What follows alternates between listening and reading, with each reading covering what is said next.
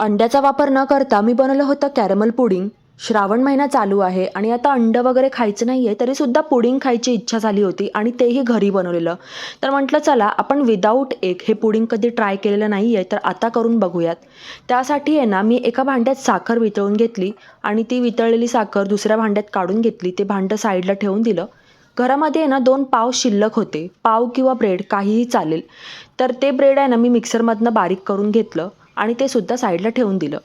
आता ह्यामध्ये खरं तर कस्टर्ड पावडर वापरायला पाहिजे होतं, पण माझ्याकडे ते नव्हतं म्हणून मी आता इथे कॉर्नफ्लॉवरचा वापर केलेला आहे. 2 चमचे कॉर्नफ्लॉवर होतं, त्याच्यामध्ये मी पाणी टाकून ते सुद्धा साईडला ठेवून दिलं. आता 1 कप दूध आहे ना, मी एका टोपामध्ये काढून घेतलं. त्यामध्ये जी वितळलेली उरलेली साखर होती ती सुद्धा मी त्यात टाकली. 2 चमचे कॉर्नफ्लॉवरचं जे बॅटर तयार केलं होतं ते सुद्धा ह्याच्यामध्ये टाकलं आणि ढवळत राहायचं आहे, कारण की ह्यामध्ये गुठळी झाली नाही पाहिजे. ब्रेड किंवा पावाचा जो चुरा आपण तयार केलेला आहे ना, तो सुद्धा ह्याच्यामध्ये टाकायचा आहे आणि छान असं ढवळत राहायचं आहे. तर अशा पद्धतीने ना हे घट्टसर मिश्रण तयार होतं. आता हे जे मिश्रण आहे ना, ते त्या भांड्यामध्ये टाकायचं आहे ज्यामध्ये आपण साखर वितळून टाकली होती. आता ह्याच्यामध्ये हे टाकल्यानंतर आहे ना, समप्रमाणात आपल्याला हे छान असं पसरवून घ्यायचं आहे. थोड्या वेळानंतर ह्याच्यावरती आहे ना फॉईल पेपर लावायचा आहे. फॉईल पेपर नसला तरी काही हरकत नाही, माझ्याकडे होता म्हणून मी लावला. त्यानंतर आपल्याला हे 30 मिनिटं वाफवून घ्यायचं आहे. मी भांडं आधीचंच गॅसवरती ठेवलं होतं प्रीहीट करायला.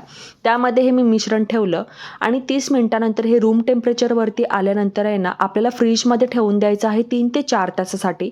3 ते 4 तासानंतर बघू शकता हे अशा पद्धतीने आपल्याला एका ताटात काढून घ्यायचं आहे.